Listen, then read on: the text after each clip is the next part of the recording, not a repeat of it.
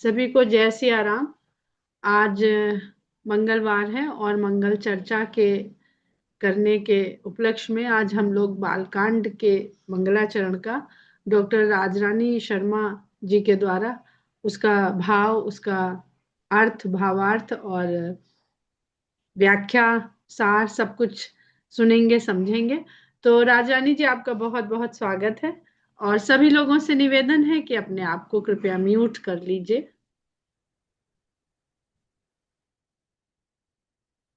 जय सिया राम। राम कुटुंब के सभी रामानुरागियों को मेरा प्रणाम और जय सिया राम। बहुत ही सुंदर बात है कि बारंबार हम मानस की आवृत्ति, और वह भी ऐसे इस पावन मंच पर जहाँ प्रबुद्ध जन श्रोता हैं और प्रबुद्ध जन वक्ता हैं। वक्ता श्रोता ज्ञान निधि कथा राम के गुण, ये जो अर्धाली है, ये यहाँ पर बिल्कुल सही सिद्ध होती है। तो मैं इस संदर्भ में मैंने मुझे जो पुष्प जो क्या कहना चाहिए कि मंगलाचरण और पुष्पिका के बारे में जो आप लोगों ने अवसर दिया है मंगला आज के मंगलाचरण के लिए। तो हमारे यहाँ मंगल शब्द का पूरे सनातन परंपरा में बहुत विस्तृत विधान है। मंगलम भगवान विष्णु मंगलम गणध्वज से हमारे यहाँ कोई भी कार्य शुरू होता है।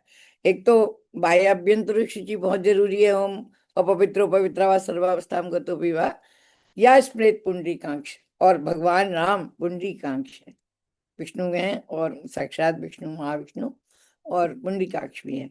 तो इस प्रकार से बाह्य अभ्यंतर शुचिता पर हमारे यहाँ जोर है, मंगल विधान पर जोर है। और ये वाला जो श्लोक है वो कोई पूजा है उसके पहले संपन्न ना हो ऐसा नहीं हो सकता। मंगलम भगवान विष्णु मंगलम गरुड़ध्वज मंगलम पुंडरीकाक्ष मंगलायतनो हरि। अब हरि के लिए यहाँ पर मैं कहूंगी, जब भी तुलसी बात करते हैं, एक प्रसंगवश कहती हूँ कि हरि शब्द के अनेक अर्थ हैं। हरि का अर्थ होता है भानु, हरि का अर्थ होता है विष्णु, हरि का अर्थ होता है बानर, हरि का अर्थ होता है इंद्र। तो यहाँ जब जब भगवान विष्णु के रूप में या राम के रूप में हरि की चर्चा की गई है, हरि माने क्लेशम हरिति इति हरि, तो वो भूपाल चूड़ामणि कहते हैं या माने कहीं ना कहीं राघव राम का संयोग उनसे मिलाते हैं जब हरि कहते हैं मानस में। तो ये उनकी विशेषता है, उससे हम शब्द साहचर्य से पता करते हैं। तो ये तो बात हुई मंगल विधान की। और मंगलाचरण मैंने बताया कि मानसिकता निर्माण में सहायक है। माने हम जिस अनुष्ठान पूर्वक उस पाठ को करने जा रहे हैं या जिस अनुष्ठान पूर्वक आप चर्चा करने जा रहे हैं मानस के, उसकी माने केवल केवल चौपाई और दोहे और सोरठे नहीं, अपितु कैसे उन्होंने प्रारंभ किया। मैं उस विराट चेतना को प्रणाम करती हूँ जब अनेक वर्षों की तपस्या के बाद तुलसी की लेखनी उठी होगी, और कैसे उन्होंने प्रारंभ किया होगा। बहुत सारे ग्रंथों में, जैसे उदाहरण के लिए आप वाल्मीकि रामायण को ले लीजिए, वाल्मीकि रामायण में मंगलाचरण नहीं है। मंगलाचरण जैसी केवल एक वो है मंगलाचरण का। कहने का तात्पर्य यह है कि ये विधान बहुत समय के बाद एक परंपरा के रूप में विकसित हुआ। वाल्मीकि रामायण कहाँ से शुरू होती है कि माने वही जो उसकी वो है शिकारी व्याघ की, उससे शुरू होती है, करुणा से शुरू होती है वाल्मीकि रामायण। और विशेष बात यह है, मैं मतलब प्रामाणिक रूप से कह रही हूँ कि वाल्मीकि रामायण में ऐसा कोई मंगलाचरण उन्होंने नहीं दिया वाल्मीकि जी ने। उनकी शैली तक बिल्कुल अलग थी। तुलसी तक आते आते ये मंगलाचरण का विधान, पुष्पिका का विधान हमें प्राप्त होता है। और यहाँ तुलसी ने बड़ी गंभीरता पूर्वक इसको अपनाया है। एक विशेष बात जो है, एक चीज होती है अग्र प्रस्तुति, फोरग्राउंडिंग। मंगलाचरण के माध्यम से कथा वस्तु, मैंने बताया नाम निर्देशात्मक होता है मंगलाचरण, कथा वस्तु परक होता है मंगलाचरण, और एक होता है कि हम किस प्रकार से घटनाओं की पूर्व सूचना उन विशेषणों के माध्यम से देते हैं जो मंगलाचरण में प्रयुक्त की जाती है। पहले भी इन बातों की मैंने चर्चा की। तो वस्तु निर्देशात्मक है ये मंगलाचरण, जो प्रथम सोपान का है। बहुत ही अद्भुत है। जो पिछली बार मैंने चर्चा की थी कि तुलसी अपने इस कथा को रामचरित भी कहते हैं, रामचरित्र भी कहते हैं। एक जगह पर उन्होंने रामचरित्र का उत्तरकांड में। तो इस प्रकार ना केवल उन्होंने सोपान कहा, क्योंकि हम पहले ही बात कर चुके हैं कि सांग रूपक की बात करते हैं वो मानसरोवर की। बालकांड इतना महत्वपूर्ण है कि जब तक हम मानसरोवर के सांग रूपक को नहीं पढ़ते, सांग रूपक मतलब बड़ा एक काव्य का शब्द है, मैं उसको स्पष्ट कर देती हूँ। सांग रूपक माने एक एक अंग का रूपक उसमें देते हैं, मेटाफर। जैसे मान लीजिए हमने रामचरितमानस को मानसरोवर की उपमा दी है, माने एक सरोवर की उपमा दी है। तो सरोवर में घाट होते हैं, सरोवर में सीढ़ियां होती हैं, सरोवर में विभिन्न प्रकार के पक्षी होते हैं, सरोवर में विभिन्न प्रकार के कमल होते हैं। उन सब की उपमा, जल की उपमा, लहर की उपमा तुलसी ने दी है उसमें। तो इस सांग रूपक का जो प्रथम चीज है वो है सोपान। जब भी हम किसी सरोवर के निकट जाएंगे तो घाटों को देखेंगे, तो वो घाट मनोहरचार संवाद के रूप में है। और सोपान, उन्होंने 7 सोपान बताए हैं, 7 कांड नहीं कहा उन्होंने। यद्यपि व्यवहार से बालकांड भी लिखा है इसमें, अगर आप अपनी प्रति खोल के देखेंगे तो बालकांड भी लिखा है, कांड शब्द को भी उन्होंने मान्यता दी है। और लेकिन जो तुलसी का मंतव्य है वो सोपान कहने का है। एक एक सोपान चढ़ते हुए, भक्ति के 7 सोपान है, ऐसा तुलसी कहते हैं। और अवगाहन जब हम करते हैं तो अपनी मानसिक पूर्व पीठिका को प्रशस्त करने के लिए एक एक सोपान, एक संग तो भगवान की प्राप्ति होती नहीं है, एक संग तो कथा रस की प्राप्ति होती नहीं है, एक एक सोपान हमें उतरना पड़ता है। देखिए, ये बड़ी माने, ये भक्ति कोई इतनी दुस्साध्य नहीं है कि आपको चढ़ना पड़े। भक्ति कोई हिमालय नहीं है, भक्ति अपने अंदर उतरना है। इसलिए सोपान की जरूरत है कि सीढ़ी सीढ़ी उतरकर हम अपने अहम का विलीनीकरण करें उस तरलता में। ये मैं अपनी तरफ से मैंने आज की भूमिका में रखना चाहती हूँ। और मैं अपने ऊपर, ये मेरी परीक्षा है कि आज मैंने बिल्कुल भी बालकांड की तैयारी नहीं की, लेकिन फिर भी मैं मैंने यहाँ पर चर्चा करूंगी।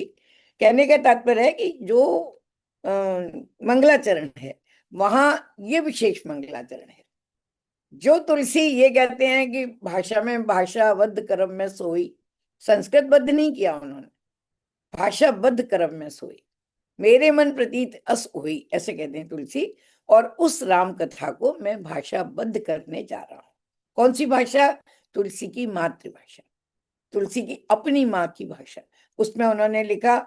और विशेष बात कि ऐसे तुलसी जो भाषा को प्राथमिकता देते हैं, ऐसे तुलसी विशेष रूप से संस्कृत के अनुष्टुप से अपनी बात रख रहे हैं, संस्कृत माने श्लोकों से अपनी बात प्रारंभ करते हैं। वर्णानाम अर्थ संज्ञानाम, ये उन्होंने प्रारंभ किया। और ये जो श्लोक है अनुष्टुप है, और अनुष्टुप वही श्लोक है जो पहली बार आदि कवि वाल्मीकि, वैसे तो मैंने पहले भी बताया था कि आदि कवि ब्रह्मा है, आदि कवि वो नहीं है, शंकर हैं। सबसे पहले ब्रह्मा है, उसके बाद शंकर है, और फिर वाल्मीकि का नाम आता है तीसरे नंबर पर। और फिर उससे भी पहले, वाल्मीकि जी से भी पहले हनुमान जी ने लिखी है, हनुमान जी ने लिखी है। हनुमान जी ने प्रस्तर पे लिखी थी, वो सारे पत्थर उन्होंने समुद्र में फेंक दिए। क्योंकि अगर मैं इस मैंने जनश्रुति से ये सुना है, प्रामाणिकता के मैं दावा नहीं करती, कि हनुमान जी ने पत्थर पे उकेरी थी पूरी राम कथा। और हनुमान ऐसे हैं कि जो माने एक तो किम पुरुष हैं, दूसरी बात ये चारों युगों में रहते हैं, चारों युगों में। तो उन्होंने जो प्रस्तर पर उकेरी, इसलिए उन्होंने समुद्र में उसको प्रवाहित कर दिया कि मैं नहीं चाहता कि मेरे राम का नाम ना होकर हनुमान ने ये कथा लिखी, ये नाम हो। ये दास्य भक्ति की पराकाष्ठा है। हनुमान ने इसलिए उस कथा लिखे हुए प्रस्तरों को समुद्र में डाल दिया था, ऐसी कथा आती है। तो कहने का तात्पर्य ये है कि सबसे पहले हम परंपरा को देखें तो पहले हमको ब्रह्मा मिलते हैं, फिर उसके बाद शंकर मिलते हैं, शंकर के बाद हनुमान जी मिलते हैं, हनुमान जी के बाद वाल्मीकि का नाम आता है। तो विशेष रूप से वो जो पहले आता है कि वाल्मीकि जी ने नारद जी से पूछा कि भाई इस समय कौन महापुरुष है और कैसे कैसे, 7 प्रश्न जो पूछे थे उन्होंने बालकांड में से रामायण लिखने से पहले। तो नारद जी ने ये कहा कि राम ही इस प्रकार के हैं, माने ये रामो विग्रहवान धर्म, इस तरह नारद जी ने नहीं कहा, ये तो मारीच का है। तो कहने का तात्पर्य वही अनुष्टुप है जिसको ना मां निषाद प्रतिष्ठाम तम गुम शाश्वती समा यत क्रौंच मिथुनाद एकम अवधि काम मोहितम, ये करुणा। तो पंत लिखते हैं उसको, वियोगी होगा पहला कवि, आज से उपजा होगा गान, उमड़कर आंखों से चुपचाप वही होगी कविता अनजान। हम ऐसा मानते हैं हमारे यहाँ की करुण रस आपके हृदय को मंथन कर देता है। जैसे हमारे यहाँ कृष्ण की उसमें कहते हैं कि नचाऊं जैसे दही में रही, मंथन माने दही में रही घुमा देना, ऐसा मंथन कर देना, एकाकार हो जाना तत्व का, आत्म और परमात्म तत्व का एकाकार हो जाना, ये करुणा से होता है।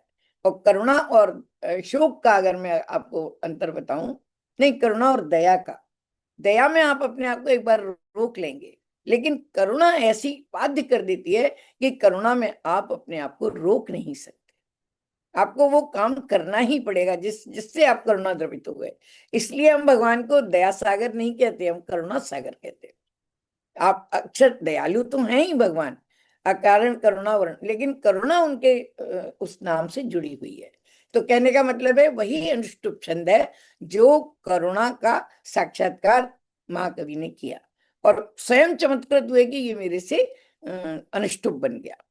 और ऐसे तो कहने को वेदों में अनुष्टुप है, और उसकी अगर हम ऐतिहासिकता में तो जाएं, लेकिन यहाँ महाकवि ने वाल्मीकि रामायण को फिर अनुष्टुप में लिखने की मैंने संकल्प लिया। वही अनुष्टुप यहाँ पर है, वर्णानामत संज्ञानाम। और देखिए ये कवि की अपनी मौलिकता है, वो देवताओं से पहले माने वो सरस्वती माँ को प्रणाम कर रहा है, और सरस्वती माँ से पहले भाषा को प्रणाम कर रहा है। वर्णानाम अर्थ संज्ञानाम, वर्ण अर्थ नहीं, शब्दार्थ नहीं, शब्दों के समूह को प्रणाम करते हैं, शब्दों के समूह को, क्योंकि शब्दों की जब समुच्चय बन जाते हैं तो वो समुच्चय एक अलग अर्थ को प्रतिभाषित करते हैं। ये बहुत बारीकी है इसमें। रसानाम छंद सामपि, तुलसी जैसा कवि जिनको सब सारे ही रसों की चर्चा करनी है, और वे अपने इस महाकाव्य का प्रारंभ रसों से करते हैं, छंदों की चर्चा से करते हैं, क्योंकि सरस्वती जी को ये व्याकरण, ये रस, छंद बहुत प्रिय हैं। और यहाँ उन्होंने किसकी चर्चा की है? सरस्वती जी की। माने वो वंदे वाणी विनायक हो, पहले वाणी की। देखिए यहाँ पर हम फेमिनिस्ट हैं या इस प्रकार से कहते हैं, पहले उन्होंने, हमारे यहाँ सबसे पहले क्या कहते हैं, प्रथम पूज्य गणेश को मानते हैं, लेकिन गणेश से भी पहले उन्होंने सरस्वती जी की उपासना की, वंदे वाणी विनायक हो। तो ये पहला माने ये वो हो गया। इसमें बहुत अर्थ है इसमें, क्योंकि रस और छंद के वर्ण और अर्थ के समूह की कौन रक्षा करेगा? माँ वाणी सरस्वती जी। और मंगला नाम, मंगल के कर्ता कौन है? मंगल मूर्ति गणेश। और प्रसंगवश बता रही हूँ, आज संकष्टी चतुर्थी है और गणेश जी का दिन है, बहुत ही महत्वपूर्ण दिन है जब हम उनकी वंदना कर रहे हैं। फिर दूसरा जो उन्होंने अनुष्टुप लिया अपने इष्ट का, ये कहना बहुत मुश्किल है कि तुलसी के इष्ट राम है और राम के इष्ट शंकर हैं, शंकर के इष्ट राम है। तो यहाँ जो दूसरी वंदना है वो शंकर जी की है, शंकर पार्वती की। यहाँ भी पार्वती जी को पहले उन्होंने रखा है, भवानी शंकर वंदे श्रद्धा विश्वास रूपिणो। विश्वास और श्रद्धा की, श्रद्धा जब होती है तब विश्वास दृढ़ होता है। ये सब इंटर रिलेटेड है, अंतर संगुम्फित है। भवानी शंकर वंदे, दूसरे में उन्होंने ये तय किया कि मैं पार्वती और शंकर जी की वंदना करूंगा, वंदे, क्योंकि वे भवानी श्रद्धा रूपी हैं और शंकर जी विश्वास रूपी हैं। याभ्याम बिना न पश्यंती, उसका रीजन भी दिया। वो पहले वाले में भी उन्होंने तार्किकता के साथ कारण दिया, दूसरे वाले में भी कारण दिया, क्योंकि बिना शंकर पार्वती के याभ्याम बिना न पश्यंती सिद्धा, केवल तुलसी नहीं, सिद्ध जन भी स्वांतस्तम ईश्वरम, अपने अंतर में जो ईश्वर विराजमान है उसको नहीं देख पाते, ऐसा तुलसी कहते हैं। स्वांतस्तम माने आप देखिए, जो मैंने पहले भी आपको एक बार बताया था कि माने उनकी जो कामना है क्या है? अपने अंदर के ईश्वर को उजागर कर लेने की कामना है। और अंत में वो क्या कहते हैं? स्वांतः तमः शांतये। इसके बाद वो कहते हैं कि मैं स्वांतः सुखाय तुलसी रघुनाथ गाता, भाषा निबद्ध मत मंजुलम आतनोति। तो जो कहने का मतलब है कि स्वांतः अंतःकरण के प्रकाश को तुलसी ने यहाँ महत्व दिया है। वो अंतःकरण का प्रकाश किससे प्रकाशित होगा? भवानी शंकर की उपासना से, क्योंकि शंकर जी ही जो 87 वर्ष तक साधना करते हैं, वो हमें साधना का इतना सा सीकर मंत्र तो दे ही देंगे, ऐसा तुलसी का मानना है। और उनको जगह जगह हर मंगलाचरण में आप देखिए, केवल सुंदरकांड को छोड़कर, सुंदरकांड में उन्होंने शंकर जी की उपासना ना करके हनुमान जी की उपासना की है, लेकिन यहाँ उन्होंने शंकर पार्वती जी की उपासना की है। वंदे बोधमयम नित्यम, फिर यहाँ गुरु की उपासना की है। देखिए, और गुरु गुरु कैसे हैं? जो प्रबोध के साक्षात स्वरूप हैं। शंकर रूपिणम, शंकर के दो रूप होते हैं, जो मैंने जो पढ़ा है मैं बताऊंगा। एक सदाशिव रूप है, एक शिवत्व रूप है। जब शंकर गुरु रूप में होते हैं तब उन्हें सदाशिव कहते हैं, ऐसा मैंने पढ़ा है, मैं अपनी उस पर कह रही हूँ। तो गुरु रूपी शंकर की मैं वंदना करता हूं। अब आप देखिए कि यहाँ उन्होंने भवानी शंकर की वंदना कर दी, यहाँ गुरु में, गुरु तत्व में, गुरु भाव में शंकर के दर्शन किए, क्योंकि कथा रच महेश निज मानस रागा, शंकर जी के मानस से उस कथा को उन्हें लेना है। तो यहाँ उन्होंने फिर से गुरु रूपी शंकर की वंदना की। और यमाश्रितो ही वक्रो अपी, फिर उसका रीजन दिया बड़ा ही, क्योंकि तुलसी को अपने जीवन में इतना विरोध सहन करना पड़ा, हम कल्पना भी नहीं कर सकते उस विरोध की जो तुलसी ने अपने इतना बड़ा काव्य लिखने के पहले सहन किया। तो यमाश्रितो, वो शंकर, वो गुरु, गुरु रूप शंकर, जिनका आश्रय लेने के टेढ़ा चंद्रमा भी विश्ववंद्य हो जाता है, विश्व के द्वारा पूज्य हो जाता है, ये उन्होंने कहा। तो इसलिए गुरु की वंदना की है। चंद्र सर्वत्र वंद्यते, राजरानी। फिर अरे एक मिनट, सीताराम गुणगाम पुण्यारण्य बिहारिणु, फिर यहाँ पर सीताराम जी के, सीताराम की डायरेक्ट वंदना नहीं की है, मैंने विग्रह की वंदना नहीं की है, बल्कि उन्होंने वंदना की है, एक मिनट, तो गुणगाम, गुणग्राम, गुणों के समूह की, पुण्य अरण्य बिहारिणु, पुण्य रूपी अरण्य में विहार करने वाले, मैंने सीताराम के गुण समूहों की चर्चा करके, जो आप लोग नित्य करते हैं, आप लोग क्या करते हैं, सीता मैंने आप लोग से मतलब है राम कुटुंब में जब हम चर्चा करते हैं तो सीताराम जी के गुण ग्राम गुण समूहों की चर्चा करते हैं उस अरण्य में। अरण्य कहते हैं माने जहां रण नहीं है, जहां निर्भीकता है, जहां माने एक प्रकार से हमारे मानसिक, ये सारी बातें मानसिकता के से जुड़ी हैं, मानसिक जितने क्लेश हैं वो सब शांत हो जाते हैं, वो अरण्य है। और अरण्य कांड है तुलसी में, माने रामचरितमानस में सोपान है। और वंदे विशुद्ध विज्ञानो, माने गुण पुण्य, जो गुण ग्राम के पुण्य में कौन विहार करता है? विशुद्ध विज्ञानी, कवीश्वर और कपीश्वर। मैं कहूं काव्यात्मक रूप से इतनी चतुराई है इसमें, इतना लाघव है, इतना नैपुण्य है इन चारों 5 श्लोक हैं। एक और है कि क्षमा कीजिए, वो उन्होंने वंदना की है कवीश्वर और कपीश्वर।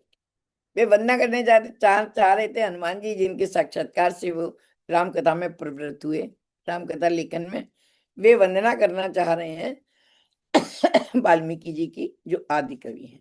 तो कवीश्वर माने वाल्मीकि, कपीश्वर माने हनुमान जी। तो ऐसे उन्होंने जो चौथा है, पहले में उन्होंने सरस्वती और गणेश जी की, दूसरे में शंकर पार्वती जी की, तीसरे में उन्होंने गुरु की वंदना की है और गुरु रूपी शंकर की वंदना की। चौथे में उन्होंने फिर से कबीश्वर और कपीश्वर की वंदना की है। आप देखिए विशुद्ध विज्ञानों, ये बहुत ध्यान देने की बात है। हम जो मानते हैं ना कि ये हमारे यहाँ जो ऋषि मुनि है ये वैज्ञानिक थे, हनुमान जी परम वैज्ञानिक थे, परम वैज्ञानिक। जय गिरि चरण देहि हनुमंता चले सुगा पाताल तुरंता, ये विज्ञान का सिद्धांत है। कौन सी ऐसी थ्योरी थी, किस प्रेशर से हनुमान जी उड़े, उनका उड़ान, मैंने ये यहाँ पर प्रसंग नहीं है, लेकिन एक एक काम हनुमान जी का वैज्ञानिक है, एक एक काम वैज्ञानिक भी है, मनोवैज्ञानिक भी है, अद्भुत है हनुमान। हनुमान तो मैंने ये जो संकल्पना है हनुमान तत्व की, हनुमत तत्व की, मारुति तत्व की, ये हमारे जीवन से भी जुड़ी है, हमारे मनोविज्ञान से भी जुड़ी है। और फिर अंतिम उन्होंने वंदना की, मैंने जो 5वें अनुष्टुप है उनका, वो महाशक्ति, महाजननी, आद्या, जननी सीता जी की वंदना की है। कौन है वो? राम बल्लभाम। सीधे राम की वंदना नहीं की उन्होंने, राम की बल्लभा। और वहां विनय पत्रिका अगर हम उठा कर देखें, वो कहते हैं कबुक अम्ब अवसर पाए मेरी उसुध ध्याई, माने वो थ्रू जाते हैं। जो युक्तिपूर्ण व्यक्ति होता है वो सीधी अप्रोच नहीं करता कभी। हम व्यावहारिक जीवन में भी देखते हैं, वो सीधी अप्रोच नहीं करता, बल्कि वो किसी के प्रॉपर चैनल से जाता है। और तुलसी प्रॉपर चैनल का बहुत ध्यान रखते हैं पूरी रामचरितमानस में। या वो शंकर जी के द्वारा अपनी बात कहलवाएंगे, या वो सीता जी के द्वारा अपनी बात कहलवाएंगे, या माँ पार्वती जी के द्वारा अपनी बात कहलवाएंगे, या हनुमान जी के द्वारा, हर हर प्रसंग के आधार पर। यहाँ उन्होंने, क्योंकि महाकाव्य के सृजन में शक्ति की बहुत परम आवश्यकता है, शब्द शक्ति की तो है ही, सब प्रकार की मनसा वाचा कर्मणा जो अखंड शक्ति है उसकी आवश्यकता है। और कैसी राम बल्लभा, कितना सुंदर शब्द है, मुझे बहुत अच्छा लगता है बल्लभा शब्द। बल्लभा माने प्रिय। हम गोपीजन को भी माने बल्लभा ही कहते हैं। बल्लभी सुत, कृष्ण को क्या है, जो गोपिका के सुत हैं, बल्लभ बल्लभा है, गोपीजन बल्लभा है, हरि बल्लभा। तो उद्भव स्थिति संहार करनी, क्लेश हारनी, सारे क्लेशों को, क्लेश एक बड़ा ही कॉम्प्लिकेटेड और संश्लिष्ट शब्द है। क्लेश में मानसिक भी है, आदि भी है, व्याधि भी है क्लेश में। और दैहिक दैविक भौतिक तीनों प्रकार की चीजें हैं वो क्लेश में आ जाती हैं। तो क्लेश अब एक प्रकार से बहुत ही सशक्त शब्द है बहुत, इसलिए वो क्लेश को हरती हैं। केवल हरिम हरती पापानी, हरि तो पापों को हरते हैं, लेकिन माँ तो हर प्रकार के क्लेश को हरती हैं। सर्वश्रेयस करीम सीता न तो हम राम बल्लभाम। सर्वश्रेयस करीम माने छोटा मोटा कल्याण नहीं करती हैं, जीवन में जो भी कल्याण की कामना है वो सब राम बल्लभा पूरी करते हैं। उनको मैं प्रणाम करता हूँ, ऐसा तुलसी कहते हैं। तो ये 5 अनुष्टुप उन्होंने दिए, बहुत अद्भुत उनका ये है मंगलाचरण। फिर यहाँ मैं इतना ही इसमें रखूंगी।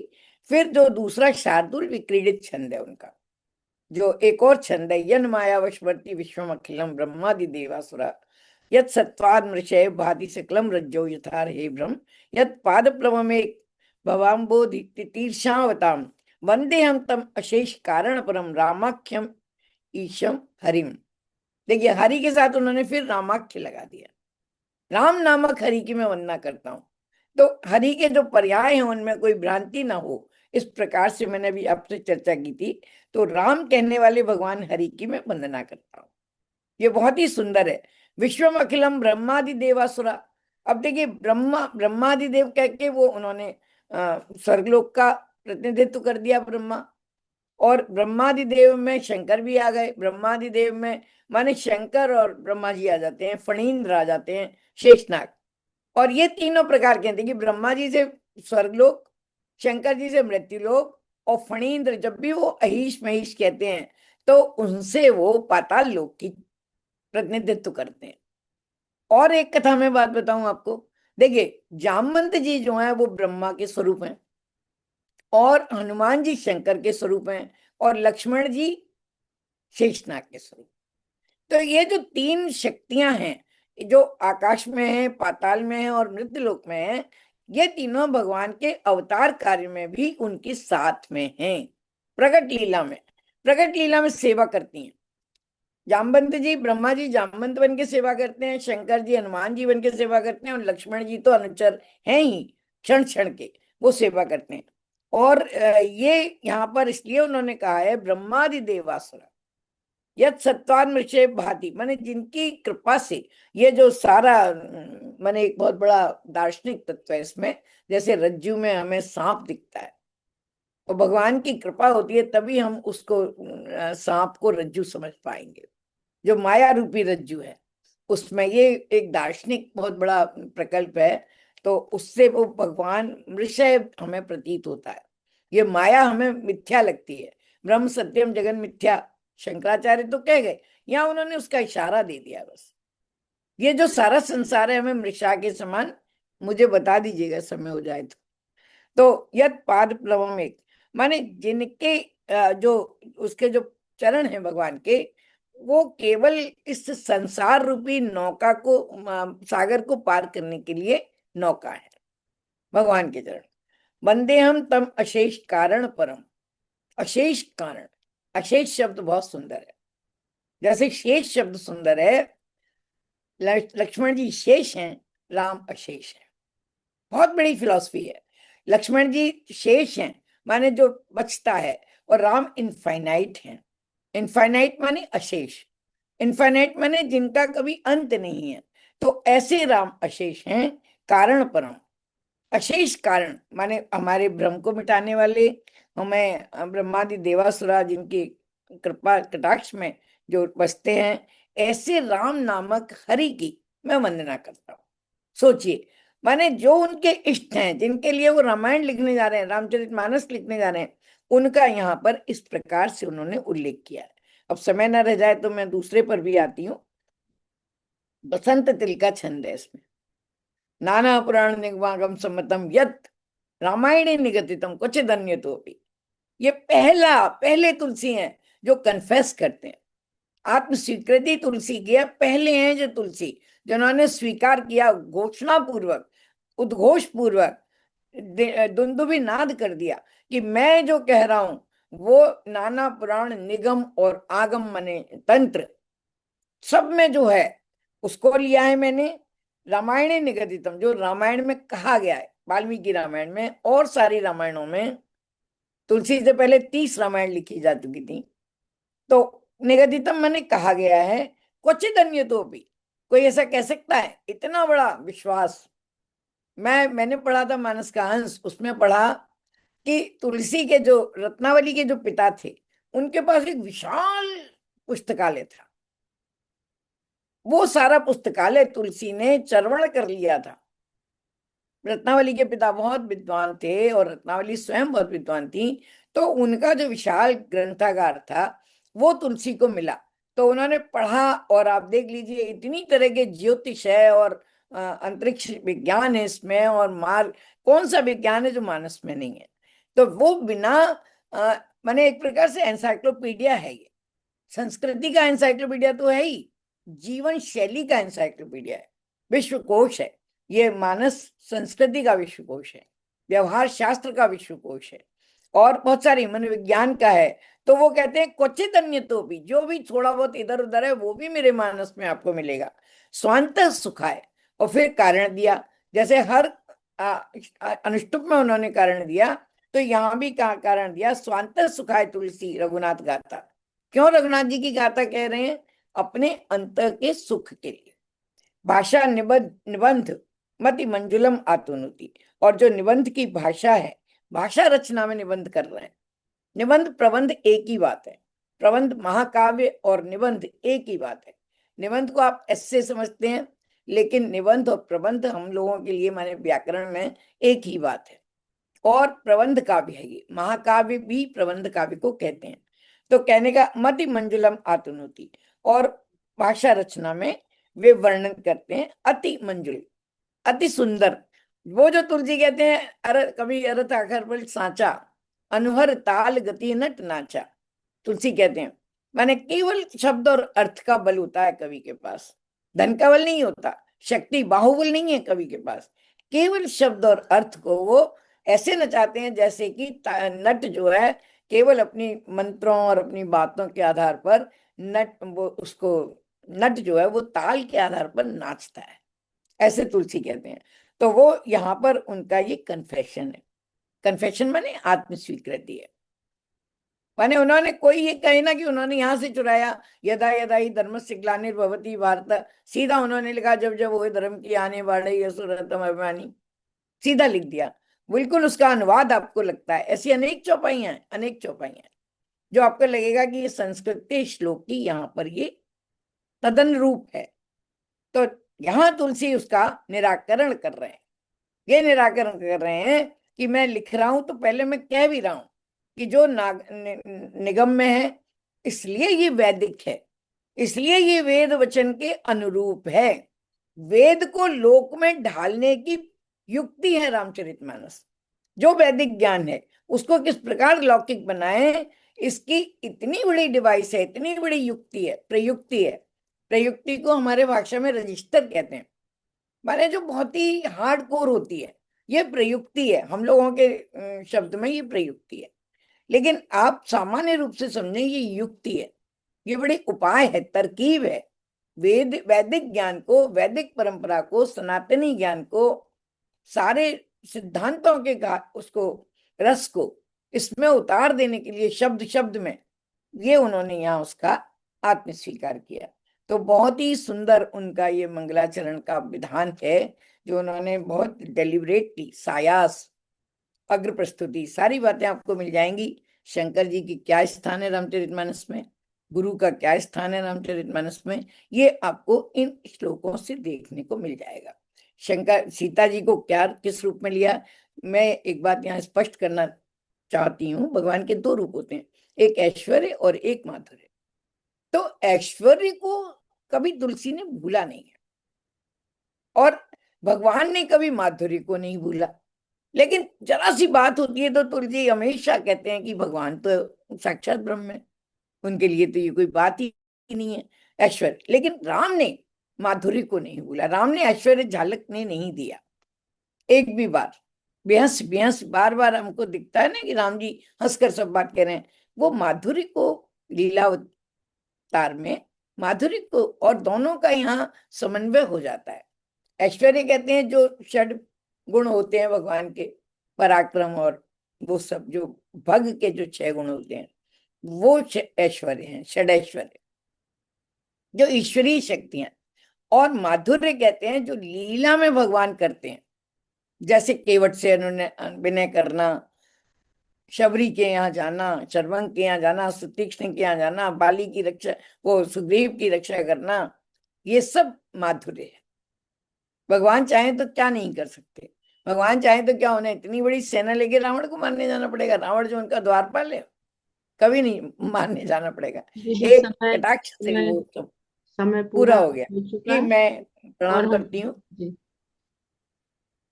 जी जी, आपने ध्यान से सुना, बारंबार प्रणाम। कल फिर शुरू करते हैं, कल कंटिन्यू करते हैं। बहुत नहीं सुंदर, नहीं जी नहीं नहीं भरा। नहीं नहीं, इतना बहुत है। मैं बिल्कुल बहुत सुंदर एक्सटेम्पोर दीदी, बोली बहुत बात ही तो, बहुत सुंदर। मैंने बिल्कुल तैयारी नहीं की, मैं बहुत सुंदरकांड सुंदर। के लिए सोच रही थी। नहीं, बहुत नहीं, सुंदर आपने आपने बिना तैयारी किए ही बहुत इतना सुंदर अच्छा आपने दीदी। बोला। बहुत ही सुंदर दीदी, बहुत सुंदर। राजरानी जी, हाँ जी। राज तिलक की तैयारी थी, वनवास की कोई तैयारी नहीं थी। सही बात है, भगवान ने परीक्षा ले ली मेरी। सटीक सटीक। भगवान ने परीक्षा ले ली कि भैया तुम नकल मत बनाओ, पढ़ पढ़ के मत बोलो, नहीं, तुमको जो आता है आप वही उसमें बहुत फ्लाइंग कलर्स से ऊंची मैं अरे थोड़ा आप तो कठिन वैसे ही बोलती दीदी हूँ। मैं निष्णात इन जल्दी सब दौड़ चीजों के में। अपनी मानस लेके आई, मैंने कहा मेरे पास है ही नहीं, और मैं तो छोटी सी डायरी लेके बैठी थी, मैं इसमें से बोल दूंगी, पर वो फिर मैं जल्दी से बहुत मानस लेके आई। सुंदर, बहुत तो सुंदर। सबसे लेकिन पहले आप अभी जी हम नहीं भरा, जी सबसे नहीं पहले भरा। राज रानी जी को धन्यवाद देते हुए तुम लोग आज रिकॉर्डिंग को पहले बंद करते हैं। जय सिया राम सभी को, और बहुत बहुत धन्यवाद। जय सिया राम सबको। बहुत जय सिया आनंद राम। और बहुत ही बहुत ज्ञान, मजा आया, दोनों बहुत अच्छा लगा। ज्ञानवर्धक, आनंदवर्धक दोनों बहुत आप सुंदर। बहुत नो बहुत डाउट। आप और लोगों बहुत ही की